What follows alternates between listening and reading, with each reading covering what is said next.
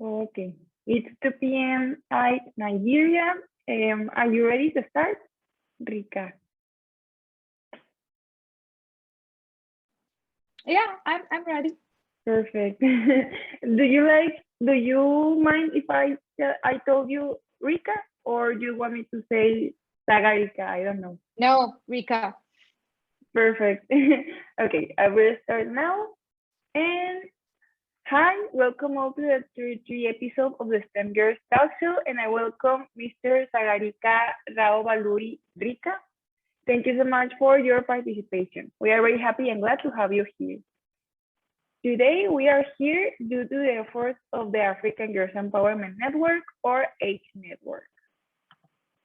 And well, we are very happy to have you here. Now, I will proceed to read a brief introduction where I will explain the reason why this talkshow is taking place and why is the project of STEM Girls by H Network.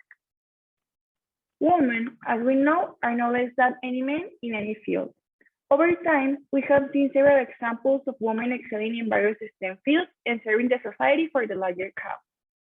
We at the STEM Girls Initiative aims to groom girls with the same kind of inspiration and see that hard to excel in STEM fields and do their best.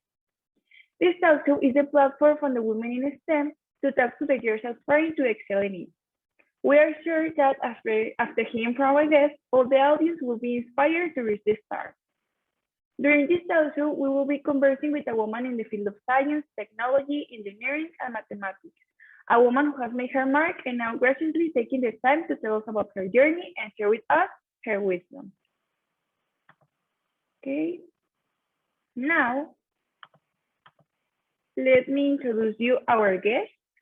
Our guest today is Rika. And now I will proceed to read a brief introduction about her professional career.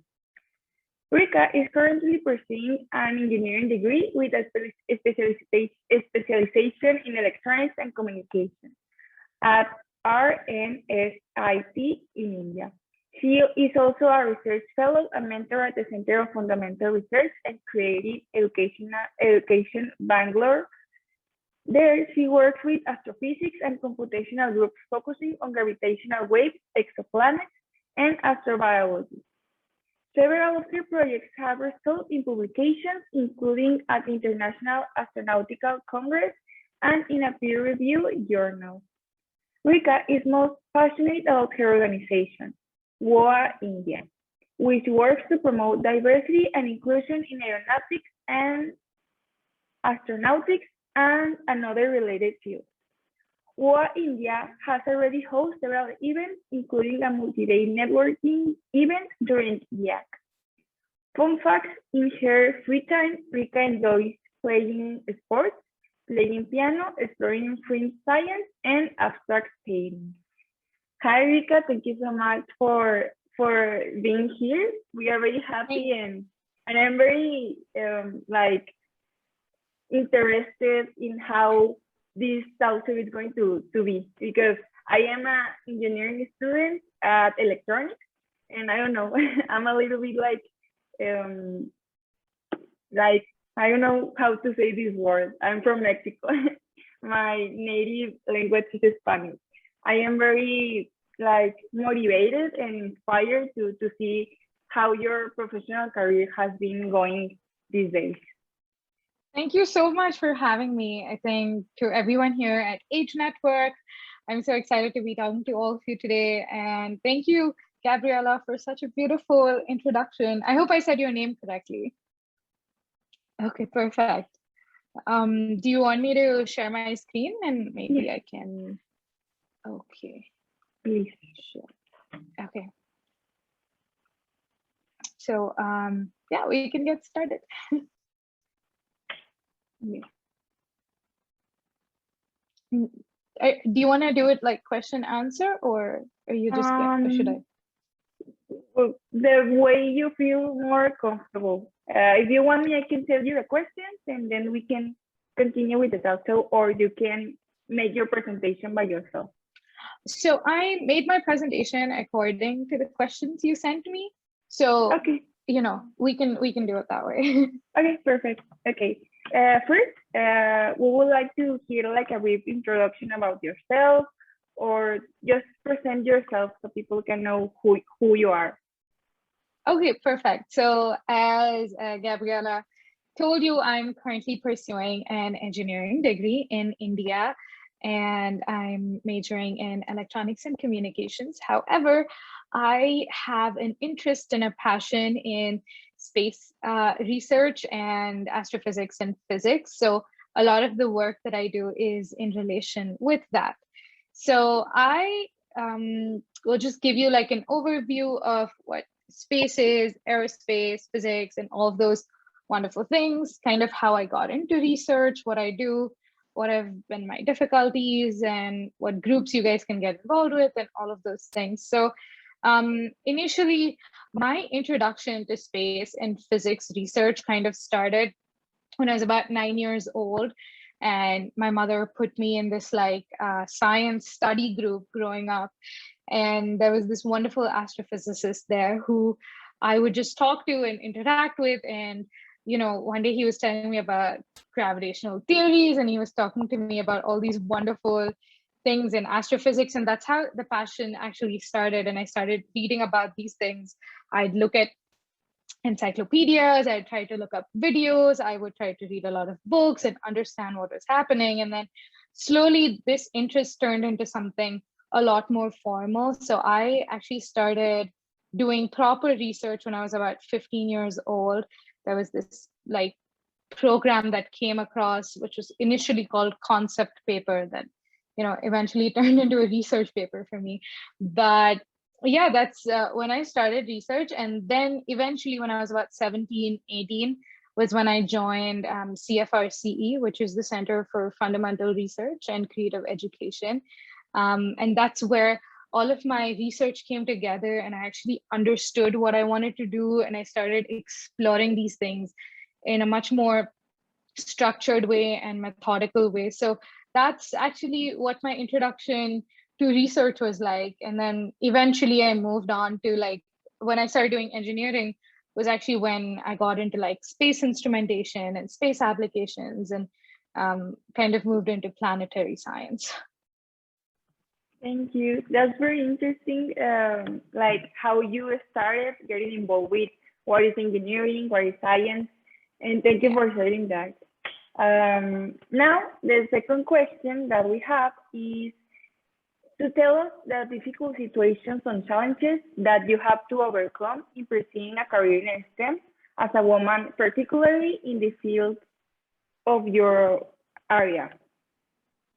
Yeah, so basically, like I said, the areas that I work in are planetary science instrumentation, theoretical physics, and I also kind of dabble a little bit in exoplanet imaging. So one of the things that I obviously felt was difficult, or that I had certain challenges with, or like setbacks, was this like lack of mentorship and lack of guidance. And I think a lot of women and girls face this because it's very difficult to find a community within this area that you can like reach out to constantly. You can have a support group, you have the right mentorship, you find people to actually tell you what to do. Because I think every time you talk to somebody, or you talk to a child, or you talk to like kids and you say, what do you want to be? And the first answer usually is astronaut. And it's a great answer. You know, kids should have such dreams, but then there's nobody to tell them how to go about it, or to be like, oh, I know what you should do to become an astronaut, right? So it's kind of like that. There was this like lack of mentorship and guidance that I always felt. And then I didn't feel like, for the longest time, I didn't have like a support community within research in astrophysics and space until very recently, about a year ago. But yeah, those were like certain challenges and setbacks. And I think one of the biggest things for me has obviously been mental health.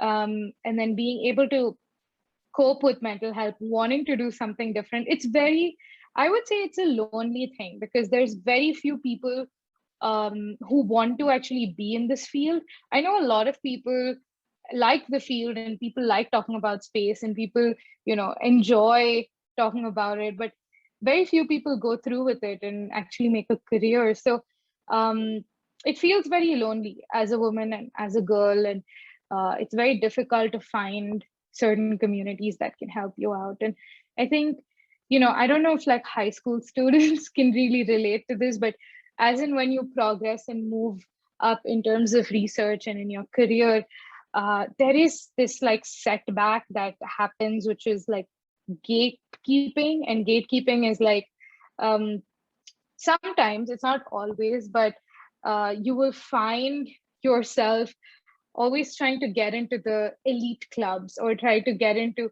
a position which will give you access to better opportunities, give you access to more resources. And this can happen in research because research it's a very difficult field to get into, and it's an even more difficult field to sustain. So if you don't have the right advisor, you don't have the right lab mates, you don't have like the right system, then it's very difficult and it's quite challenging. So I would say those are like the biggest challenges and setbacks that I've definitely faced. Thank you so much. I liked a lot that you mentioned mental health. I think that is a topic that we have to take care about. Yeah. There's a lot of competition, and Yes. then we have to take care of ourselves. And thank you so much Yes. for sharing that. We have a lot to work on to be able to Yes.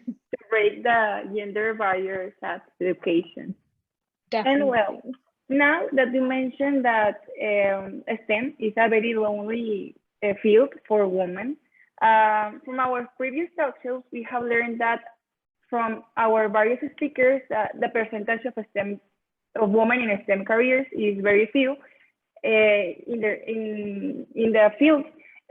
Would you say that is the same in your sector? Yes, it is. So I brought up some statistics to help with that question.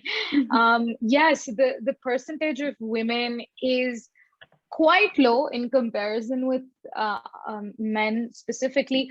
And I think gender minorities that we've been talking about, who are also non-binary people and women, is very, very, very low. I would say in India, so the Department of Space, and I've put some references as well. There was this one study that was conducted, and they said there's only 17.64% of women in the Department of Space, and for the USA within like aerospace domains. And I think this particular statistic is subject to NASA, but there's only 24% of women. So yes, especially within space, within astrophysics, within astronomy, I would say women and non-binary people are very low in percentage, which is why I think there's like a lack of community. There is that feeling of loneliness. There is that feeling of, oh, I don't know who my people are. I don't know whom to reach out to. And, all of those things set in. So yes, I definitely would say that there's a lack of not only the number of women and non-binary people, but also a lack of representation. So yeah, I think for gender minorities, there is a lot of work to be done. Thank you. And thanks to this low representation of women and non-binary people, we have several problems, like for example, peer pressure. Yes. When you were a student, did you feel any peer pressure, especially because of your gender? Well, I think not. There is pressure for sure. I haven't faced particularly bullying or like any kind of discrimination because I was a woman, but I, in some cases, have been treated differently because I was a woman. That kind of affected me quite a bit. I think pressure exists, and I think the pressure exists in the sense that when you're a gender minority in fields like this, first of all, getting a chance and getting the opportunity to do something is very, very difficult. And as soon as you get that opportunity, because you feel so lucky and grateful, you're constantly under pressure to keep performing. and keep showing people around the world that you're worthy of that position, that you have to keep justifying why you got that opportunity. And I think that's where that kind of pressure sets in, to really be like, oh, but, and then you have these questions of, oh my God, do I deserve this? Did I just get it? How am I going to keep this? So it almost feels like every time you get an opportunity or something, you feel like, oh, I got lucky doing this, and now I have to do everything in my power to make sure that it's successful. So it can be very pressurizing in that way. When it comes to peer pressure, not as much. I think within engineering or like space and astronomy, it does exist. I know a few people who've gone through that, but I haven't particularly gone through peer pressure as such. Great. That's a very good, like, new. Some people say that as we are not able to see at our daily life peer pressure because of gender, they assume that this discrimination doesn't exist. But the reality is that maybe in some cases it can appear and sometimes not. And and thank you so much for sharing that, because that's like gives us a lot more perspective about how we can get like different treats just because of our gender. Yeah, and I think also like sometimes what happens is people will make a certain remark or they'll make a statement, and it'll be a very passing thing. They'll just say it and they'll forget about it, but then it affects you. And it's very difficult to speak up sometimes, because then you're branded as that person who takes offense to everything, or who doesn't know how to take a joke or whatever. And those are situations that are very difficult to handle.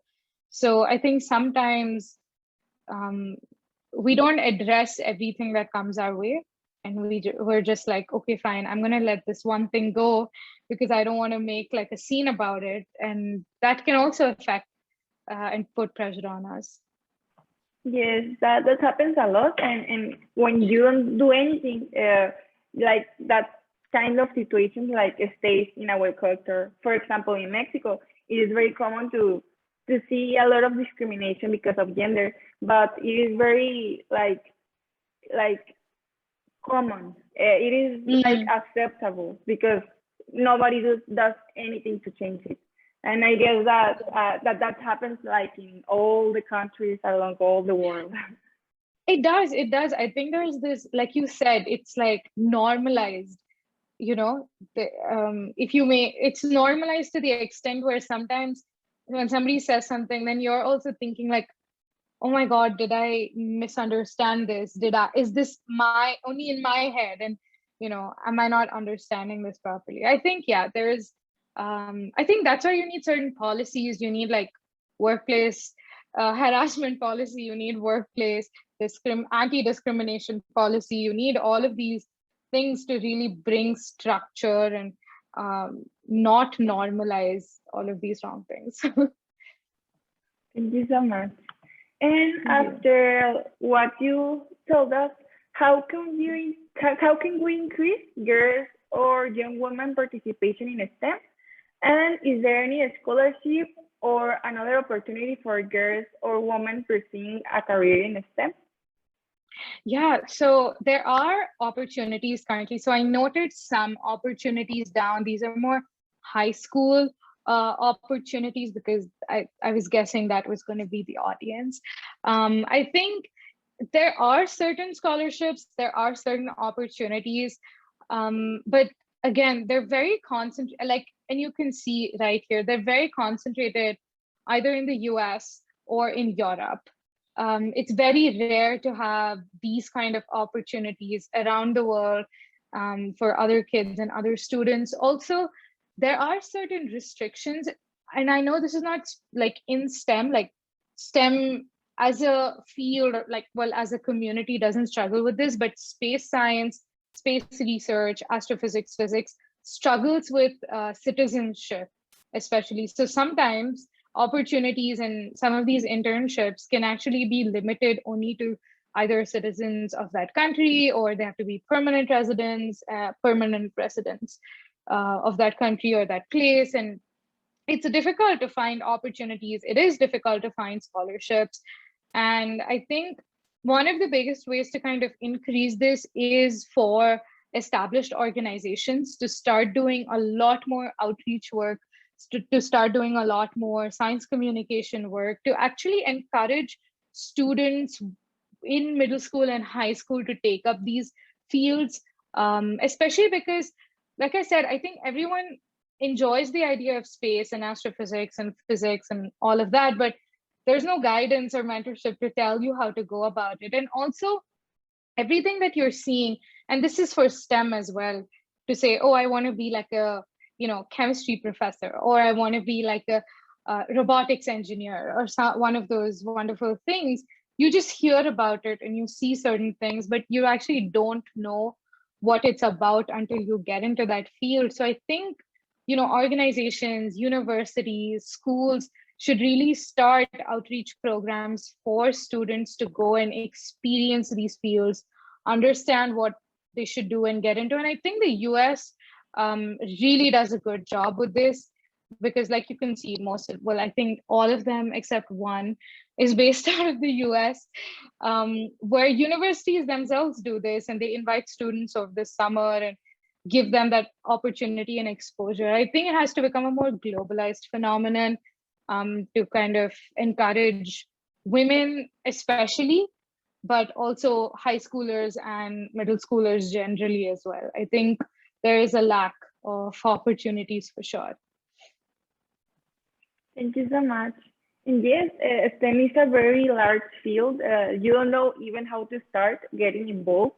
And that's why we need mentorship. And that is a very important action that we must take care of, because I was a student, I was at high school, and sometimes you get confused. You think, will I do a good job? Is there a place for me? Is that what I want to do for the rest of my life? There are many questions that need to be answered, and for that we need a lot of help. Yes. And I think I think also in many ways, you can't know enough about a field before you get into it. So I think experimental exposure is also very important. Mm-hmm. Yes, we need to experience to know if something like good for us, because you can hear like descriptions, you can hear some concepts about the main ideas like that the careers have, but you don't really know until you have like your hands doing things about it. And exactly. Thank you so much for that. And now, as the technology advances, in the future, the majority of jobs will increasingly require STEM skills. And that's why the next question is, what jobs and career opportunities are there for girls who want to study something relating to your field? What are the opportunities for girls wanting to get into space and STEM? I think there are a lot of opportunities there, again, tied in a little bit with this.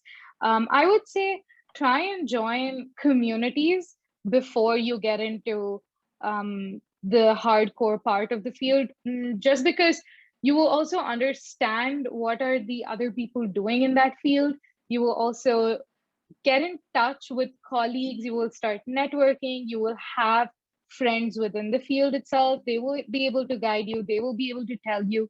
When it comes to, I think, like space especially, I think computing is very, very important, regardless of whether you choose to get into the industry, whether you choose to get into academia or research or whatever. I think really getting into computing is very important. So maybe start doing some of those courses, try to join some of these communities, ask questions. I think that's a big part of really getting into the field. I think there are some other opportunities. There is one wonderful fellowship, which is called the Brook Owens Fellowship, where they try and pair you with different space companies, space industries, for you to kind of get that experience. And given that space is like, it's a very niche sector, and again, there are citizenship problems that are like permanent residency problems. So maybe try looking out for certain internships within your country. And if your country doesn't particularly have a space program, then try looking at opportunities, either in India or Europe or Canada or the US or the UK. And Australia is, developing a very good space program as well. And I think Singapore is doing some things, Japan is doing some things. And some of these countries have the opportunity to do international collaborations. So I think depending on what exactly you want to do within the sector, then you can always reach out to them and ask them. And the best way to reach out to people like that is through communities. So, even within like VOA and SGAC and like superposition, you have people from different backgrounds, different ethnicities, different countries, and they can always help you and put you in touch with other people. So try networking. It's the best way to get into the field, I would say, but it is hard. And it's harder if you come from a country without an active space program. I would say that. Yes, thank you so much. And the next question is, what would you consider to be your greatest achievement as a STEM woman?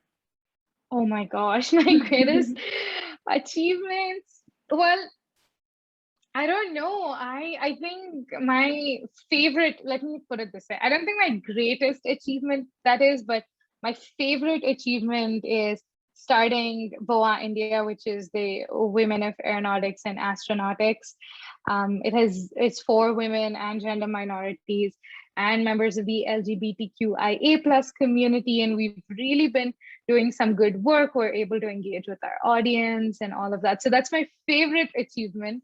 But if you want to know a few of my other engagements and achievements, I've just kind of listed them down here. I also engage with science journalism. It's something I'm very passionate about. So I write about diversity and inclusion initiatives and problems and kind of how to work around that. I've recently started doing some policy work as well. And I work with a news media company called Spacewatch Global. So I think those are kind of at the top of my head is what I just listed down here. So those are what I do currently. But yeah, I wouldn't say my greatest, but my favorite is VOA India. Thank you for sharing that. It's awesome what you mentioned, and congratulations for all your success in your area. Thank you so much. Thank you so much. Perfect. And now, one question that is very important is, what advice would you have liked to have been given when starting your STEM studies? An advice that I was given, I think there were two advices, if I can say. I think the first advice is never stop believing in yourself. Yes, there are people who are going faster, getting more opportunities, doing better work, but you're on your own timeline. Take your own time to achieve your things. Just because you don't have something in your life doesn't mean that you shouldn't be achieving whatever you want to achieve. You must achieve it. It's okay. Some people go faster. Some people, have access, and that's okay. Those are setbacks and challenges we have to face and struggle with. So achieve your things on your own timeline. Never let that dream die down. Make sure you chase your goals and aspirations. That would be the first thing. And I think the second piece of advice, and I keep telling this to everybody I meet, which is it doesn't matter how fast you're running if you're going to run in the wrong direction. So make sure you have focus, make sure you have ambitions, make sure you have the right direction. And like I said, take your own time. Do not compare yourself with anybody else. Achieve your goals and just work towards what you're passionate about and what you love. Thank you so much. That was very inspiring. I'm inspired. Thank you. And I think that one thing that you mentioned is very important. Do not compare ourselves with another people, because everybody has their own capacities, abilities, interests, And maybe if we start like comparing ourselves, we will never be happy with who we are. And I Yes. know that by experience. And that is something that a lot of our speakers also say, because Yeah. we are all different. And as you said, we must like take our time to do the things we like and learn and enjoy the ride. Yes. Yeah. And I think, I don't know if you've heard about this or your audience knows this, but all of us have imposter syndrome. Yeah. And feeling imposter syndrome is something where you don't feel you're good enough to be there. You always feel like you're lesser than other people. You feel like you're being an imposter amongst these like wonderful people. But the truth is you're not. And we all go through that. And all you have to do is believe in yourself. That's it. Nothing else matters. Thank you. Yes, I hear about a lot about that, because Yeah. I think that is very common and most in women, because we are Yeah. very like used to hear about how women have like a lot fewer like salary. Yeah. They have or experience discrimination. They have pressure. They must take care of the house and the kids. Yeah. There I are a think, lot of things that make yeah. us think that maybe we are not able to reach our goals. Yeah, I think there's like certain expectation from women to be a certain way, to provide for the house, also take care of the house, take care of like all of the things at home. And I think you're expected to do a lot more than what you signed up for initially. It's already a given, like, oh, you have to do all of these things. Luckily I come from like a family and a background where my mother also worked. My mother was also educated. So I grew up in a house where everything was like equal, like both my parents did everything equally. They shared the load of running the house. They also shared the load of providing. So, you know, that way I have to say I'm very privileged and very lucky.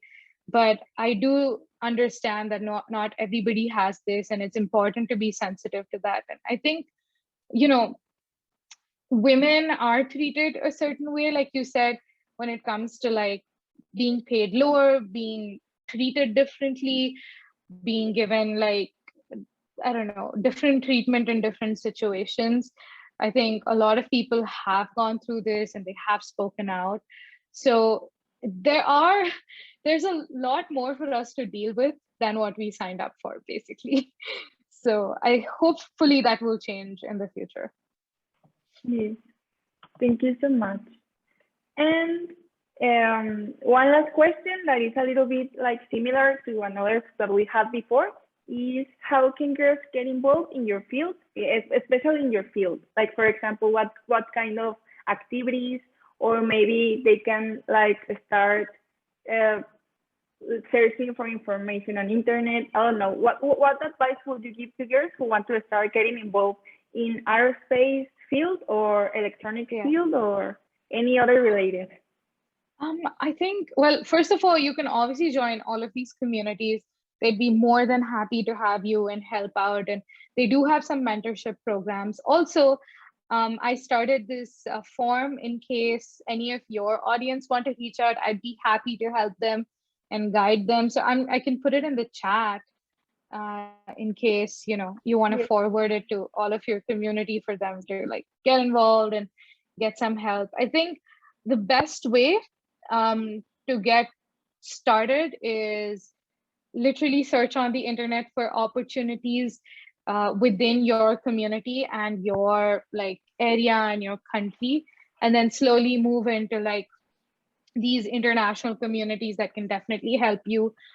Start reading about the field. There's so many access to videos and, you know, all of these like books and papers, and just try and keep up with what current events are, what's happening right now in the sector, where are they going, what is the future, all of that. Like, so I think that would be a good initial point, and then join all of these communities, write to me. I'd be more than happy to help out, and reach out to like women I guess, and reach out to like scientists. And I think the community is quite accepting. So that's a good starting point if you're a student.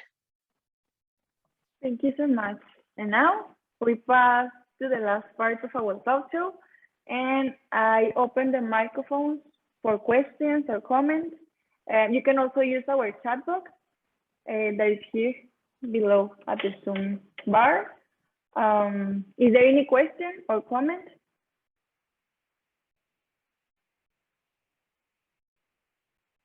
And while you think about your questions, I have a question. Why did you choose to make a electronics degree? Why do you think that matches your career and professional? Yeah, this is a question I get asked a lot. So I think like a lot of people look at engineering as, oh, you do engineering and then you get into like a computer job, like a software industry or like a hardware industry or something. I think engineering is actually a great tool to get into other things. So a large part of research in, aerospace and space and astrophysics and physics has a lot of engineering applications. At the end of the day, you have to use engineering as a tool to actually do research. So I think for me, engineering wasn't like, oh, I'm going to do a degree and this is it and this is my destination. For me, it was more about, I'm going to use this as a tool to enable my research further, to kind of empower myself in a certain way. And electronics specifically, because a lot of what is constructed is based on electronics and instrumentation. And electronics has this nice blend of like understanding what coding is, understanding computer science, but also understanding hardware and instrumentation. So it was like this blend of tools that I got to do what I want to do. Perfect. Thank you. And is there any question or comment, Margaret, Tina, and girls who are there? But no, not at all. Okay, perfect. I want to say that thank you so much. It was very Thank you so interesting. much, I passed Mrs. a very good time. Rika. It's nice having you today. Thank you. Thank you so much for having me. I am so happy that I got to meet all of you. And I hope that you can forward this link and my email to, all of the other girls, and they all reach out to me, and eventually a lot of kids get into space. All right, no problem. We'll do just that. Okay, perfect. Now I will proceed to the end of the talk show. I don't know if you have any conclusion or last comment, Rika. No, thank you so much for having me. And thank you so much, Gabriella. You've been so wonderful. And Tina, who, has persistently got me on to doing this, and the Age Network, all of you have been so wonderful and kind to me. Thank you so much. Thank you. Thank you so much again for that valuable information. We learn a lot from our speakers, like every talk show. Hope everybody took some notes, because I think it's very important to view today's social problems from different perspectives, because like in this way we will be able to do like an analysis and provide like solutions, so we can get better at the society. And with this kind of programs, you can start constructing your career path. It is never too soon or too late to start making what you like. And then I will proceed to share my screen again. And well, here's a quote that we put just to make you think a little bit what we talked about like in the talk show. And the quote says, "The word female, when inserted in front of something, is always with a note of surprise. Female COO, female pilot, female surgeon, as if the gender implies surprise. One day they won't be female leaders, they will be just leaders." And I think that is very important, because if we do that to start making more normal to have women in the area of science, in the field of science, we will have like more equality in the education area. And then I just want to say that this show was hosted by African Girls Empowerment Network, or H Network. Here are our areas of work. You can get involved in every area if you're interested. And this talk show is part of the STEM Girls Initiative, that is the girls education focus area. Here's our mission with the STEM Girls Talk Show, that is to encourage and promote participation for young girls in the area of STEM. Hear stories and journeys of women in STEM, as well as questions to girls that have regarding careers and studies in STEM. In resume, it is inspire, connect, and answer. Now, how can you get involved? You can become a STEM girl, that is who participates in our STEM Girls Talk Show and interviews our amazing female scientists. Then you can become a mentor volunteer. You can assist, organize, or work with us in advancing gender equality. You can become a partner friend. You can organize a school club in your school, our talk show in the radio, TV station, authorize sharing or using of your intellectual or physical property, such as books, apps, even how, or for a STEM Girls program. You can also become a donor if you have the possibility. We are a ONG, so a lot of our funds, a lot of our events are made with the money that we get from the donation. You can also become a STEM Girls ambassador. You can represent us in public with partner and friends of STEM Girls. And here for last, we have our social media. So if you want to stay connected. So thank you so much to your participation. Thank you so much, Rika. We are really happy that you accept our invitation. And thank you so much for everybody who is here for joining us.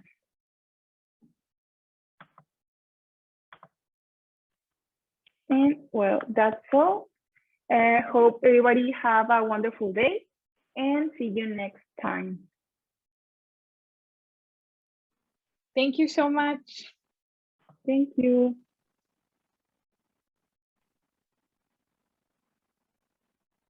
Well, should I leave? Okay. I think I thought yes, you were I going will to stop recording.